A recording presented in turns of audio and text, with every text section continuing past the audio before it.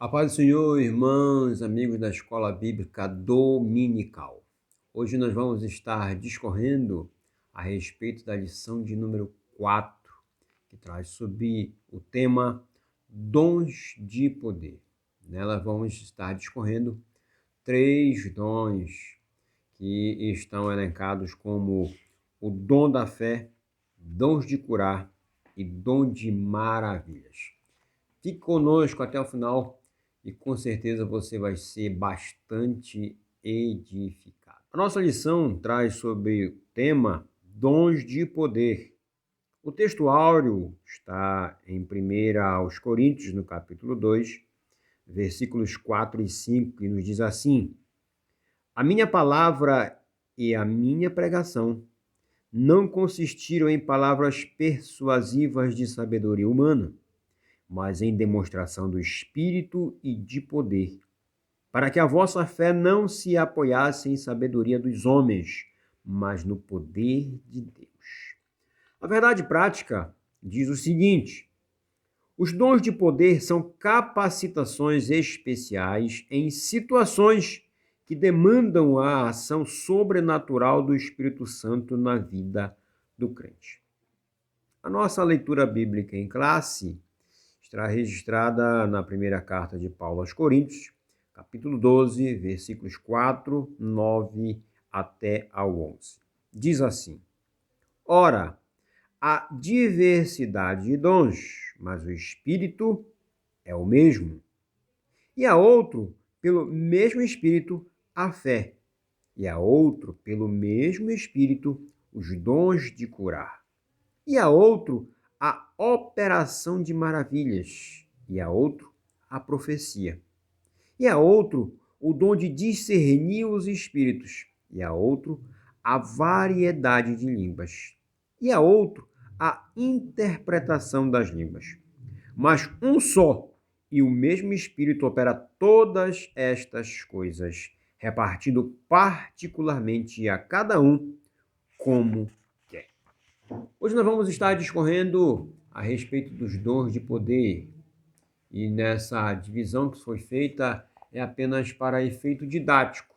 Ela foi feita para que nós pudéssemos estar estudando entre os 9 dons mencionados em 1 Coríntios 12, esses 3, fé, curar e maravilhas. E eles foram elencados como dons de poder. Nós vamos estar visualizando cada um deles tendo como foco o objetivo principal que a lição menciona, que é definir o dom da fé, evidenciar biblicamente os dons de curar e discorrer a respeito do dom de maravilhas.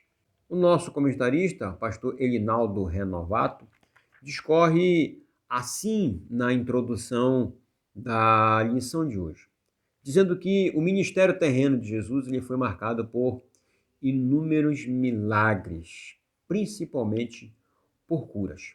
E esses milagres, essas curas, demonstraram o poder que existia em Jesus. E ele vai separar aqui esses 3 dons para demonstrar esse poder que existia em Jesus Cristo. E ele começa pelo dom da fé, dizendo qual o significado do dom da fé, em que ele utiliza a Epístola aos Hebreus para dar um significado bíblico para o dom da fé, que é o firme fundamento das coisas que se esperam e a prova das coisas que se não veem, de Hebreus 11, versículo 1. Ou seja, a fé ela é um fundamento, como dom, de coisas que se esperam, ou seja, a esperança, mas ela também comprova que coisas que ainda não aconteceram, que não são possíveis de serem vistas, é possível de ser acreditadas que elas acontecerão. E essa definição bíblica dada aqui pelo pastor Elinaldo Renovato vai mostrar que existe uma total confiança e também uma dependência de Deus para que essas coisas possam ser, então, realizadas. Ele faz aqui que, falando que a fé como dom, ela é diferente da fé como salvação. Romanos 10, 17 e Efésios 2, 8 vamos dizer que existe uma fé salvífica, ou seja, você recebe por ocasião da sua conversão, você crê que através do Senhor Jesus você pode alcançar isso.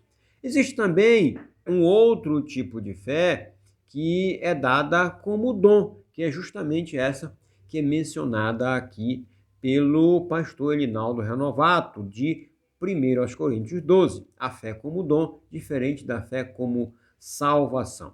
E ele diz que a fé como dom, ela é uma fé milagrosa para uma situação ou uma oportunidade especial. Enquanto que a fé salvífica, ela vai estar fazendo com que a pessoa creia que o Senhor Jesus é suficiente para estar salvando a sua vida. Existe também uma outra fé, que é a fé de Gálatas 5:22, que ela é colocada como fruto do Espírito. Ele tem uma fé porque existe o Espírito Santo na sua vida e ela é evidenciada nisso. Pode haver uma confusão entre a fé como dom e a fé como fruto?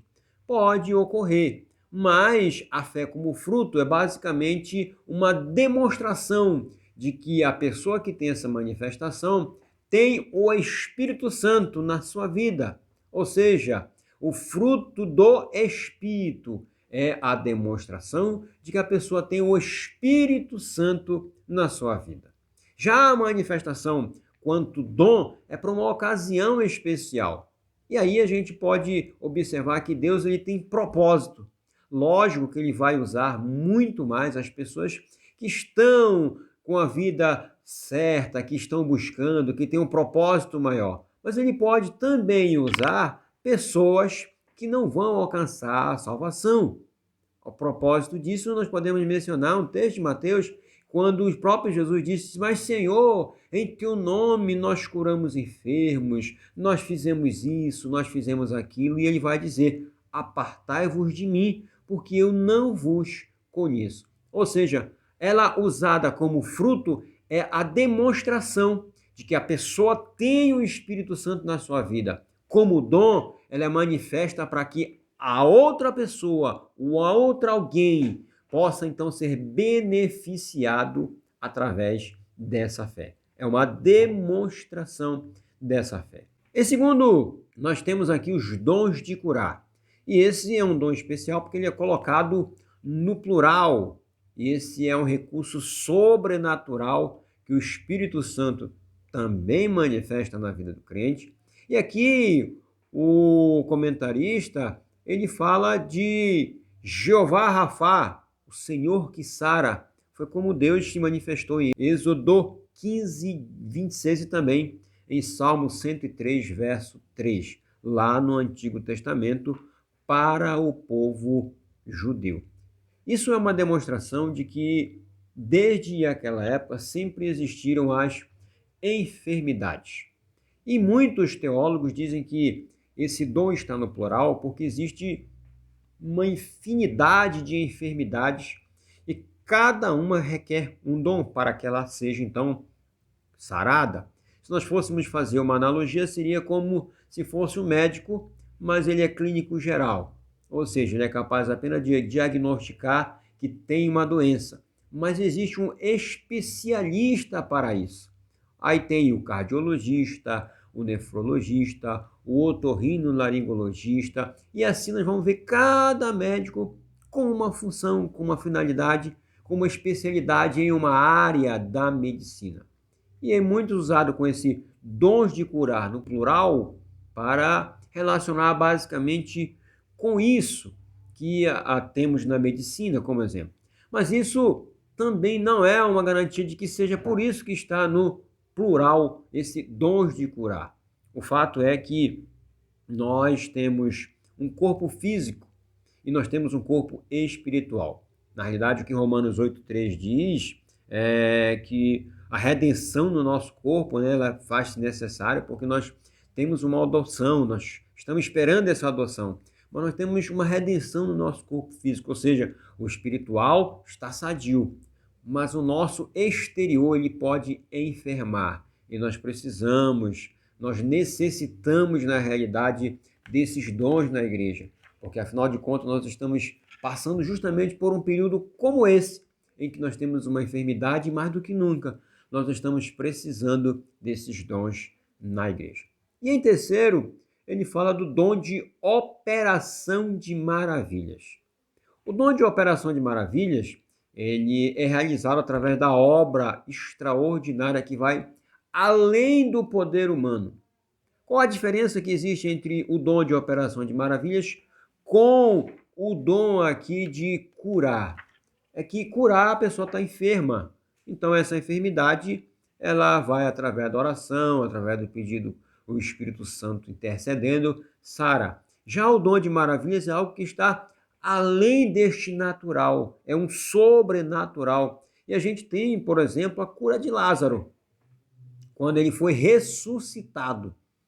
Observem que ele já estava há 4 dias sepultado. O filho da viúva de Naim. Então, são situações em que a gente observa que ele vai além de uma cura, simplesmente uma cura, como a gente podemos dizer assim, natural. Ele vai além do sobrenatural. Jesus andando sobre as águas. Moisés abrindo o mar vermelho. Situações como essa são exemplos bíblicos do dom de maravilhas sendo manifestado.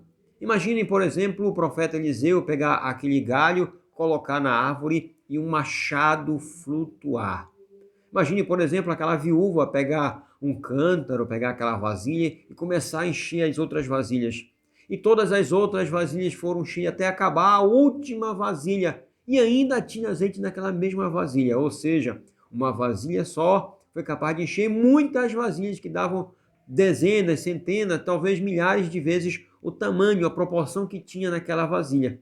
Mas aquela vasilha, contudo, não secou em momento nenhum. Ou seja, é algo sobrenatural. É algo simplesmente que só Deus é capaz de fazer. Então a gente pode ver que muitas das vezes pode até haver uma distorção no uso desses dons de curar de Operação Maravilha, né? E o cristão ele não tem, por exemplo, a autoridade para ordenar. Eu determino, eu exijo. E a gente vê muito isso. Quando a gente observa Jesus, ele fala muito, Pai, se for de tua vontade. Mesmo ele sendo Jesus, mesmo ele sendo filho, em nenhum momento ele ousou determinar que o Pai fizesse isso ou aquilo. Muitas vezes a gente observa pessoas usando até próprios textos bíblicos, dizendo, mas o Senhor já levou as nossas enfermidades. Pelas pisaduras dele nós já fomos sarados, é o texto lá de Isaías. E através disso ele disse, eu determino que seja sarado. Nós não temos nenhuma autorização para determinar algo. Nós não temos autorização nenhuma para exigir algo. Nós não temos poder nenhum para dizer isso ou aquilo. Aliás, a Bíblia diz que nós não temos poder suficiente para aumentar sequer um fio de cabelo na nossa cabeça. Quanto mais determinar isso ou aquilo. Nós temos que entender e para isso é necessário nós estarmos frequentando a escola bíblica dominical, é necessário nós estarmos na igreja, é necessário nós estarmos buscando a Deus para que nós possamos entender que esses dons não são nossos. Esses dons foram nos concedidos pela finita e infinita misericórdia de Deus, para que eles fossem colocados à disposição da igreja, em benefícios dos filhos de Deus, daqueles que hão de herdar a salvação, para que eles possam experimentar qual seja a boa, perfeita e agradável vontade de Deus. A nós cabe simplesmente nos colocarmos à disposição da obra de Deus como instrumentos para que o nosso bom Deus possa estar nos usando para que a obra dele possa ser beneficiada e haja um acréscimo em todos aqueles que hão de herdar a salvação. Por isso, participe da escola dominical, vá à igreja, participe do culto de ensino, enfim, são tantos os ensinos que tem na igreja. E não esqueça, ore, jejue e medite na palavra de Deus. Porque a Bíblia diz que o povo peca por falta de conhecimento. E a Bíblia também diz: conheceis a verdade e a verdade vos libertará. Até a próxima aula. Deus abençoe, querendo Deus.